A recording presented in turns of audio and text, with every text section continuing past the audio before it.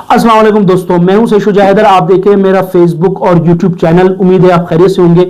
दोस्तों, आज की वीडियो के अंदर मैं पाकिस्तान के पहले सीडीएफ यानी चीफ ऑफ डिफेंस फोर्सेस के बारे में बात करूंगा और उस शख्सियत के बारे में बात करूंगा जिसको पाकिस्तान में हम और आप हर एक जानते हैं, लेकिन हम हिस्टोरिकल फैक्ट से ना वाकिफ है। और इसमें कोई शक नहीं है कि पाकिस्तान का हर बच्चा, हर जवान, हर बूढ़ा शख्स इस शख्सियत को जानता है। लेकिन इस शख्सियत के पास कुछ ऐसे एजाजात है, कुछ ऐसे यानी कि तमगे हैं, या अगर मैं ये कहूं कुछ ऐसी एक्सेप्शनल इनके पास चीजें हैं जो इससे पहले किसी भी पाकिस्तान के आर्मी चीफ को या पाकिस्तान के किसी भी फील्ड मार्शल को मौसूल नहीं हुई या उनको नहीं दी गई। जी हां, मैं बात कर रहा हूं पाकिस्तान के दूसरे फील्ड मार्शल, पाकिस्तान के 28वें डीजी आईएसआई और पाकिस्तान के 14वें चीफ ऑफ आर्मी स्टाफ और अभी पाकिस्तान के पहले सीडीएफ यानी chief of defence forces Syed Asim Munir साहब की। अगर आज जनाब आसिम मुनीर साहब की हम बात करें तो हमें तारीख में पता चलता है कि अगर इनका फैमिली बैकग्राउंड देखें तो जनरल आसिम मुनीर साहब जो है वो पाकिस्तान के एक ऐसे हाफिज कुरान आर्मी चीफ हैं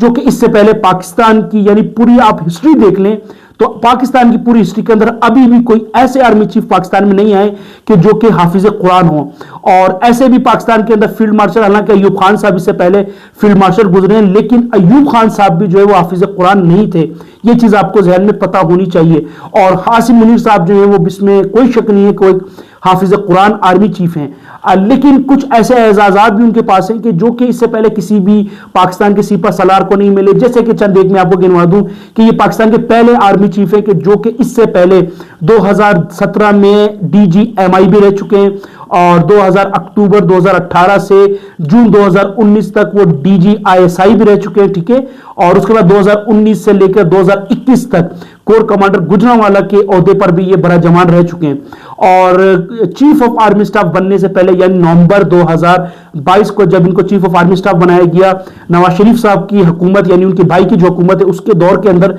तो उस टाइम पे ये क्वार्टर मास्टर जनरल जीएचक्यू में तैनात थे। लेकिन इनके पास जो मुनफरिद एजाजात है वो ये हैं कि जैसे कि वो एक पहले हाफिज कुरान आर्मी चीफ हैं जो कि इससे पहले पाकिस्तान की हिस्ट्री में कोई भी नहीं आया। और अभी जो इनको सीडीएफ का यानी ओहदा मिल गया यानी चीफ ऑफ डिफेंस फोर्सेस 27वीं आईनी तरमीम के बाद, इससे पहले पाकिस्तान में इस नाम की ना कोई शख्सियत गुजरी है, ना किसी के पास ये ओहदा जो है रहा है। और तीसरी यानी chief of army staff general Syed Asim Munir साहब वो पहले आर्मी चीफ हैं कि जो इससे पहले डीजीआईएसआई भी रहे हैं, डीजीएमआई भी रहे हैं, ठीक है। और कोर कमांडर गुजरांवाला भी रहे, क्वार्टर मास्टर जनरल भी रहे, जैसे कि मैंने आपको बताया। तो इस किस्म के एजाजात जो है वो इनके पास रहे। और उसके बाद 5 स्टार जनरल यानी मार्का हक जो 2025 मई के अंदर हुआ इंडिया के साथ पाकिस्तान का, उसके बाद इनको फील्ड मार्शल का ओहदा जो वफाकी हुकूमत है उन्होंने दिया। तो ये तो तमाम वो चीजें हैं कि जो हमें आज पता चलती है कि हम सब जानते हैं कि वो फील्ड मार्शल भी हैं, वो अब तो वो सीडीएफ भी बन गए, ठीक है। ज्यादा वो आर्मी चीफ भी है, एक्सटेंशन भी इनको ये। लेकिन फैमिली बैकग्राउंड या जो इनका बैकग्राउंड है पूरा मिलिट्री कैरियर वो क्या है वो मैं सारा आपको जो है वो बताता चलूं। देखिए, सैयद आसिम मुनीर साहब के जो वालिद थे सैयद सरवर मुनीर शाह, वो बेसिकली एक हाफिज कुरान थे, ठीक है। वो बल्कि इनकी पूरी फैमिली जो है वो एक यानी कि एक हाफिज कुरान फैमिली इनको कहा जाता है। और इनके वालिद जो थे वो एक एफजी जो स्कूल है वहां पे प्रिंसिपल भी थे, साथ साथ इमाम खतीब भी थे। अगर इनके पीछे से बात करें यानी बैकग्राउंड अगर देखें तो बैकग्राउंड से हमें पता चलता है कि बेसिकली सैयद आसिम मुनीर साहब 1968 को ये पैदा हुए और उससे पहले इनके वालिद और इनके दादा जो थे वो जलंधर इंडिया के अंदर से इनका ताल्लुक था। अब बाद में जब 1947 की अलहदगी हुई तो ये पाकिस्तान आ गए और शुरू में टोबर टेक्सिंग रहे, उसके बाद ये रावलपिंडी शिफ्ट हो गए। और उसके बाद इन्होंने 1986 के अंदर यानी 1986 में इन्होंने पाकिस्तान आर्मी में एज अ कमीशन ऑफिसर जो है ये अपॉइंट हुए, इन्होंने कमीशन हासिल किया। और उसके बाद यानी कि जिस तरह से आर्मी का आपको पता है कि एक पूरी इनका एक रूल रेगुलेशन के मुताबिक प्रमोशन है, इनकी एजुकेशन है, उसके मुताबिक वो अपने जो है वो तमाम जो कोर्सेज हैं, तमाम जो चीजें हैं वो करते रहे। और पहली बार जब ये सऊदी अरब यानी जब ये लेफ्टिनेंट कर्नल के ओहदे पे थे तो ये सऊदी अरब में तैनात थे। उस टाइम पे इन्होंने जो कुरान है उसको हिफ्ज किया यानी मेमोराइज किया कुरान को। उसके बाद जनरल आसिम मुनीर साहब जो है मुख्तलिफ ओहदों पर ब्रिगेडियर और मेजर जनरल और मुख्तलिफ ओहदों पर जो है वो तैनात रहे। साथ ही साथ अगर इनकी एजुकेशन की बात करें तो एजुकेशन में हमें पता चलता है कि सैयद आसिम मुनीर साहब की जो एजुकेशन है उसमें आपको ये चीज मिलेगी कि इन्होंने की जो शुरू की एजुकेशन है वो जो है इनकी शुरू का जो इलाका है वहीं की है। बाद में इन्होंने जो है वो स्टाफ कॉलेज कोयटा से और जापान से जो है अपनी एजुकेशन मुकम्मल की और इन्होंने एमफिल जो है वो एनडीयू यानी नेशनल डिफेंस यूनिवर्सिटी से इन्होंने एमफिल जो है वो पब्लिक जो मैनेजमेंट है उसके अंदर किया और उसके बाद जो है ये मिलिट्री जो भी इनके कोर्सेज है वो ये करते चले गए। अगर इनकी फैमिली की बात करें तो इनके जो कासिम मुनीर और साथ ही जो हाशिम मुनीर हैं ये इनके दो भाई हैं, साथ ही साथ इनकी तीन जो है वो बच्चे भी हैं जो कि हमें मिलता है। ठीक है, तो आसिम मुनीर साहब की पूरी फैमिली जो है वो एक हाफिज कुरान फैमिली है और इस टाइम पे यानी अगर आसिम मुनीर साहब को हम देख लें तो पाकिस्तान की हिस्ट्री के अंदर वो, क्योंकि इससे पहले जितने भी पाकिस्तान के आर्मी चीफ गुजरे यानी जनरल अयूब खान साहब गुजरे, पाकिस्तान के जो वो तो खैर फील्ड मार्शल भी थे लेकिन उनके पास भी ये एजाजात नहीं थे। साथ ही साथ हमें मिलता है कि पाकिस्तान के जिन्होंने यानी उनके नाम हम ज्यादा जानते हैं कि जिनके दौर में पाकिस्तान में माशाल्लाह लगा, जनरल अयूब खान साहब हैं, जनरल याहिया खान हैं, मुशर्रफ साहब हैं, जनरल ज़ियाउल हक, इनके दौर में ये नाम पाकिस्तान में ज्यादातर लोग जाते हैं क्योंकि इनके दौर में मार्शल लगा रहा। लेकिन उनके दौर के अंदर भी उनको भी एजाजात नहीं मिले थे कि जो कि फील्ड मार्शल आसिम मुनीर साहब को मिले, क्योंकि ये एक ऐसे दौर में पाकिस्तान के आर्मी चीफ बने कि जिस टाइम पे इस टाइम आप देख सकते हैं कि पाकिस्तान के हालात अफगानिस्तान के साथ किस तरह हैं, इंडिया के साथ पाकिस्तान के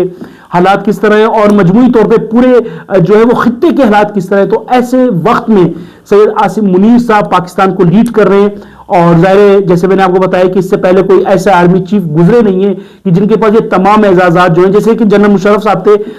उनका ताल्लुक जो है वो जाहिर है वो एक ऑपरेशन फील्ड से नहीं था, वो बेशक आर्मी चीफ थे, एसएसजी कमांडो थे, सदर भी रहे वो, लेकिन वो उनका ताल्लुक जो है वो इससे था। लेकिन सैयद आसिम मुनीर साहब DGISI भी रहे, DGMI भी रहे, क्वार्टर मास्टर जनरल भी रहे और इसी तरह मुख्तलिफ ओहदों पर जो है वो बराजमान रहे। इसी तरह से अयूब खान साहब देख लें आप, बेशक वो फील्ड मार्शल थे, पाकिस्तान की तारीख के पहले फील्ड मार्शल थे, लेकिन उनको भी ये जो जिस तरह के एजाजात इनके पास है उनके पास भी नहीं थे। जनरल याहिया खान का आप जो है वो देख सकते हैं, उनका मुताला कर सकते हैं, उनके पास भी तमाम चीजें नहीं थी तो जनरल आसिम मुनीर साहब को जो है वो मिली है। तो अगर chief of army staff, field marshal और इवन CDF यानी chief of defence forces Syed Asim Munir साहब की पूरी बायोग्राफी देखें तो हमें पता चलता है कि इनका पूरा मिलिट्री कैरियर, बल्कि इवन ये भी मैं आपको बता दूं कि जिस टाइम पे जनरल आसिम मुनीर साहब को चीफ ऑफ आर्मी स्टाफ नवंबर 2022 में लगाया गया तो उससे पहले जनरल आसिम मुनीर साहब ने जो है वो बाकायदा तौर पर उनकी रिटायरमेंट जो शेड्यूल्ड थी, लेकिन वफाकी हुकूमत ने जो शहबाज शरीफ साहब की हुकूमत थी जो उनका टिनोर था उस दौर के अंदर उन्होंने इनकी रिटायरमेंट को जो है वो एक्सेप्ट नहीं किया और इनको मजीद 3 साल के लिए एक्सटेंशन दी और उनके वो जो 3 साल थे वो अभी नवंबर 2025 में कंप्लीट होने थे। लेकिन उसके बाद दोबारा हुकूमत ने फैसला किया कि हालात को के मद्देनजर रखते हुए यानी जिस तरह के हालात है पाकिस्तान के या जिस तरह पे ओवरऑल सूरत हाल चल रही है उसको मद्देनजर रखते हुए इन्होंने मजीद इनको जो आइन में तरमीम करके इनको CDF के ओहदे पर तैनात किया और मजीद इनको एक्सटेंशन दे दी गई और अभी वो पाकिस्तान को पूरी तरीके से लीड कर रहे हैं। Chairman joint chief of staff committee का ओहदा खत्म कर दिया गया 27 नवंबर यानी आज के दिन ही ये ओहदा खत्म हुआ जब साहिर शमशाद मिर्जा जो joint chief of staff committee थे, लेफ्टिनेंट जनरल बल्कि 4 स्टार जनरल थे सॉरी, उनको जो है उनकी रिटायरमेंट हो गई और वो चले गए। तो उसके बाद ये ओहदा आज से जो है वो बिल्कुल खत्म हो चुका है। अब ये ओहदा भी फील्ड मार्शल सैयद आसिम मुनीर साहब के ज़ाहिर है वो मातहत आ गया क्योंकि वो CDF बन गए, चीफ ऑफ डिफेंस फोर्सेस, यानी जितनी भी डिफेंस फोर्सेस चाहे वो पाकिस्तान नेवी है, चाहे वो पाकिस्तान एयरफोर्स है और चाहे वो पाकिस्तान आर्मी, ये तीनों जो हैं वो फील्ड मार्शल सैयद आसिम मुनीर साहब के जो है वो मातहत हैं। और सैयद आसिम मुनीर साहब की जिस तरह की मैंने बायोग्राफी आपको बताई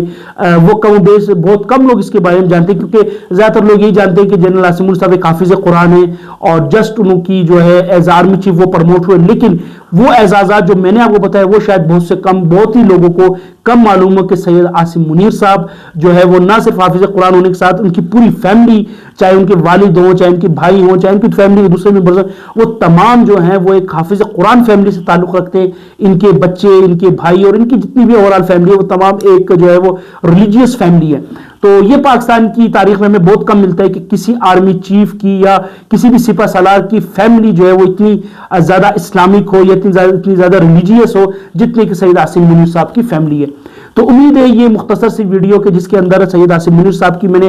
पूरी बायोग्राफी रखी, यानी हर छोटे से छोटा फैक्ट जो उनकी यानी पूरी मिलिट्री कैरियर, उनका एजुकेशनल कैरियर, उनका फैमिली कैरियर, उनका बैकग्राउंड कैरियर जितना भी था वो सारा मैंने आपके सामने रखा। उम्मीद है कि ये आज की एक मुख्तसर सी वीडियो आपको पसंद आई होगी। मैं आने वाली वीडियो तक के लिए आपसे रुखसत चाहता हूं। उम्मीद है कि आपने मेरे चैनल को लाइक और सब्सक्राइब भी किया होगा। तो आने वाली वीडियो तक के लिए मैं आपसे रुखसत चाहता हूं। अल्लाह हाफिज।